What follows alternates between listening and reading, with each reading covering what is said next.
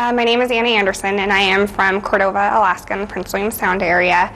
And I currently am employed with Chugach Alaska Corporation, and I am a shareholder there as well. My education actually came from the Chugach Alaska Corporation, where I was an intern there for 2 years. They provided money for school, on-the-job training, and everything that way, which really made it a lot easier to get through school. And I recently graduated in May and actually transferred to our business development unit now. So it's really been beneficial to give back to my community and not necessarily having to move back there, and can still be in a place where I can better myself and have better health benefits and such here in Anchorage, but still have that connection to my community.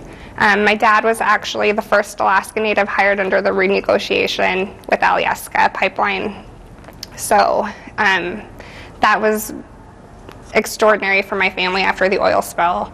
You know, my dad found other employment through Alaska with renegotiation through all of those Native benefits that they had then. My dad was never allowed into a white person's home growing up, and that's just one generation behind me. And it wasn't accepted then, and it is now. And the fact that we have Native arts programs in schools now where they are trying to encourage your heritage instead of discourage it, which then they wanted the conformity and they wanted things along those lines. And nowadays it's accepted, you know, to be who you are, to have your ancestry.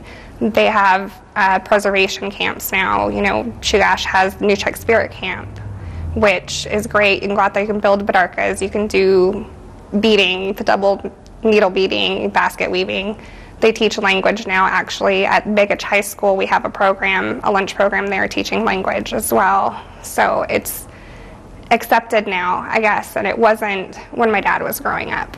You know, he was in an orphanage, his parents, you know, the alcoholism and everything like that, and there's just so much more opportunity now than there was in the past.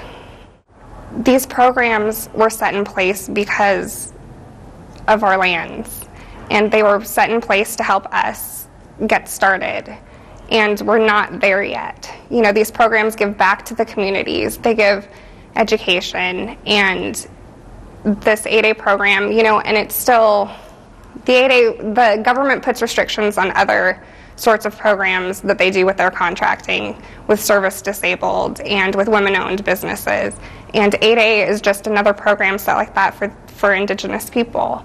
And I guess I just don't understand how they can say that we're so much different than the other minority groups, because we're not.